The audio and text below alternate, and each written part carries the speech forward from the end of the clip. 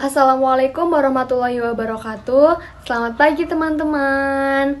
Yang saya hormati Ibu Robiah Astuti, Magister Pendidikan selaku dosen pembimbing mata kuliah Metopen, dan teman-temanku yang saya sayangi. Perkenalkan, kami dari kelompok 5 akan mempresentasikan hasil kerja kelompok kami dengan judul materi Instrumen dan Teknik Pengumpulan Data. Dengan saya sendiri Yunita Sari dengan NPM 141 sebagai moderator, ada Muhammad Fadel dengan NPM 102, Rika Aprilia dengan NPM 140, Ayu Saputri dengan NPM 143, dan ada Fatia Zahra Kela dengan NPM 144. Teknik pengumpulan data. Teknik pengumpulan data merupakan proses dalam sebuah penelitian dan merupakan bagian yang penting. Teknik pengambilan data harus benar dan sesuai dengan metode agar hasil yang diraih sesuai dengan tujuan penelitian awal atau hipotesis awal yang sudah ditentukan. Dalam pengumpulan data, kita bisa menggunakan teknik interview atau wawancara. Wawancara merupakan teknik pengumpulan data dengan memberi sejumlah pertanyaan yang berhubungan dengan penelitian kepada narasumber yang sudah ditentukan. Oleh karena itu, ada beberapa hal yang harus diperhatikan dalam wawancara, yaitu yang pertama, subjek atau responden penelitian yang berhubungan dengan penelitian. Lalu yang kedua, pernyataan responden harus benar dan tepat dipercaya dan dapat dipercaya. Lalu yang ketiga, responden harus mengerti dengan topik yang dibicarakan oleh peneliti. Ada beberapa cara wawancara yang dilakukan dalam penelitian, yaitu yang pertama, wawancara terstruktur. Wawancara terstruktur merupakan wawancara yang dilakukan peneliti terhadap subjek penelitian dan peneliti sudah tahu pasti informasi yang akan didapatkan dari subjek penelitian. Peneliti harus menyiapkan sejumlah pertanyaan dengan alternatif jawaban yang telah disiapkan.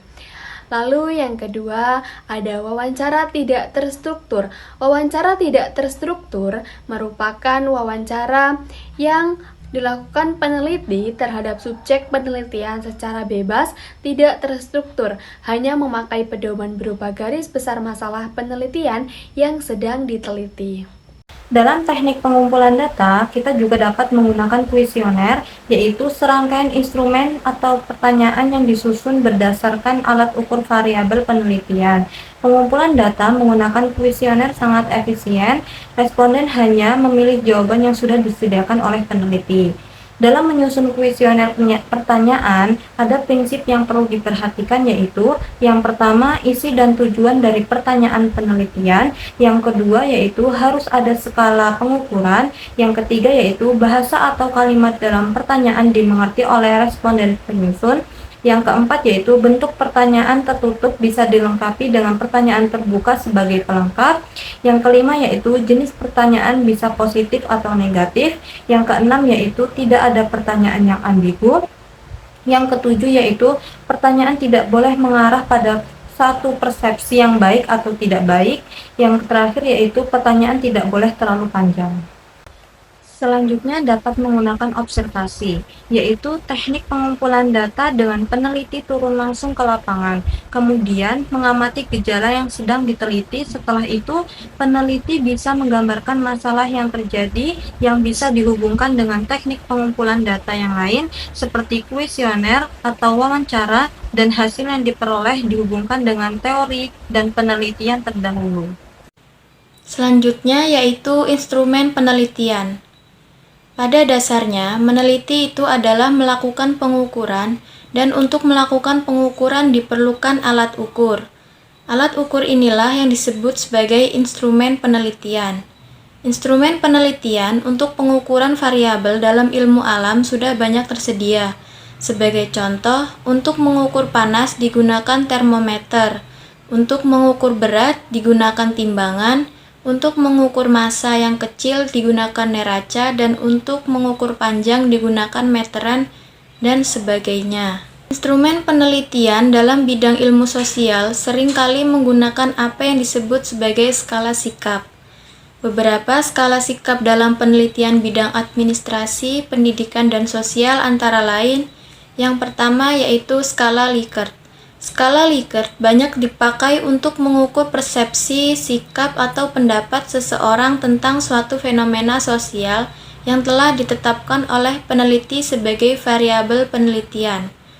Variabel yang akan diukur dijabarkan menjadi indikator yang selanjutnya dijadikan titik tolak untuk menyusun item instrumen yang dapat berbentuk pernyataan ataupun pertanyaan. Dalam skala Likert, jawaban setiap instrumen disusun sebagai gradasi dari sangat positif sampai sangat negatif.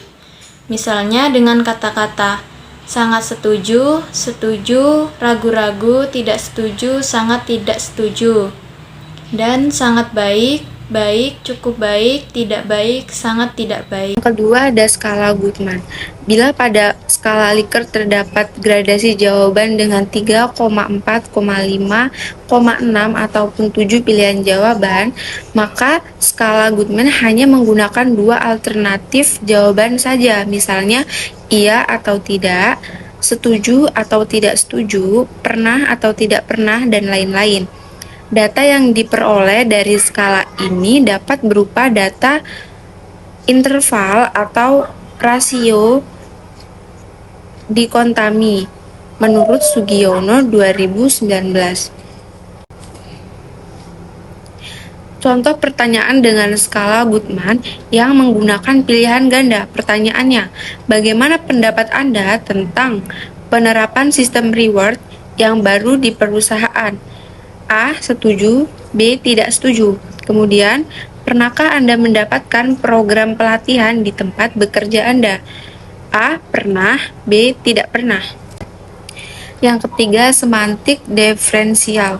Berbeda dengan skala Likert atau skala Goodman yang dapat menggunakan checklist ataupun pilihan ganda, skala semantik diferensial memberikan jawaban dengan 2 kutub yang berlawanan.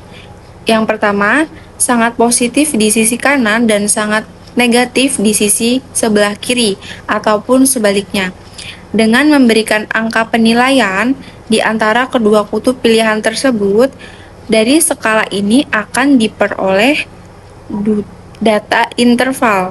Skala ini biasanya digunakan untuk mengukur sikap ataupun karakteristik tertentu yang ditentukan oleh persepsi responden kepada yang dinilai. Yang keempat ada rating scale. Berbeda dengan 3 sikap pengukuran yang dibahas sebelumnya, yaitu skala Likert, skala Goodman, dan semantik diferensial yang merupakan data kualitatif yang dikuantitatifkan. Rating scale memperoleh atau mendapatkan data mentah yang kemudian ditafsirkan dalam pengertian kualitatif. Responden tidak memiliki salah satu jawaban kualitatif yang diberikan, namun responden menjawab salah satu jawaban kualitatif berupa angka yang telah disediakan. Tantangan bagi penggunaan skala ini adalah peneliti harus mampu mengartikan setiap angka yang diberikan dalam determinatif jawaban, karena pilihan angka 2 bagi seseorang bisa jadi bermakna berbeda dengan pilihan angka 2 bagi responden lainnya, menurut Sugiono tahun 2019. Pengembangan instrumen validitas tingkat kesungkaran, daya pembeda, dan reliabilitas.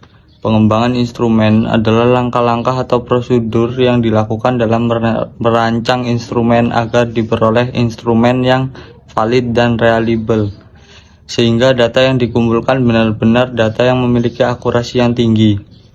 Yang pertama ada validitas. Validitas instrumen terdiri dari validitas internal dan eksternal. Validitas internal dikembangkan berdasarkan teori yang relevan, sedangkan validitas eksternal dikembangkan dari fakta empiris. Dengan kata lain, penyusunan instrumen yang baik harus memperhatikan teori dan fakta di lapangan. Yang ketiga ada tingkat kesungkaran. Tingkat kesungkaran mengacu pada sejauh mana item-item dan kuesioner dapat dipahami dan dijawab oleh responden. Dalam skala Likert, tingkat kesungkaran dapat diketahui berdasarkan nilai rata-rata yang diperoleh dari setiap butir pernyataan. Semakin tinggi rata-rata skor, maka semakin mudah item tersebut dipahami dan disetujui responden. Sebaiknya semakin rendah skor rata-rata menunjukkan item tersebut sungkar dipahami atau kurang disetujui oleh responden. Daya pembeda. Tujuan dari penelahan daya pembeda adalah untuk melihat kemampuan butir tes tertentu dalam membedakan antara pengambilan tes yang berkemampuan tinggi dan pengambilan tes yang berkemampuan rendah. Yang terakhir, rehabilitas. Pengujian rehabilitas instrumen dapat dilakukan baik secara eksternal maupun internal. Pengujian eksternal dilakukan dengan cara tes res, mencobakan instrumen beberapa kali kepada responden yang sama dalam waktu yang berbeda. Bila didapatkan korelasi yang positif dan signifikan, maka instrumen tersebut dinyatakan reliable. Adapun pengujian rehabilitas internal dilakukan dengan cara melakukan uji instrumen, kemudian hasilnya dianalisis dengan teknik tertentu. Salah satu teknik uji rehabilitas instrumen yang banyak digunakan yaitu perhitungan koefisien rehabilitas cross alpha. Bila diperoleh nilai krom alpha di atas 0,6, maka dikatakan instrumen tersebut reliable. Sekian hanya itu yang dapat kami sampaikan. Kurang lebihnya saya mohon maaf sebagai moderator dan kepada Allah saya mohon ampun. Saya akhiri. Wassalamualaikum warahmatullahi wabarakatuh.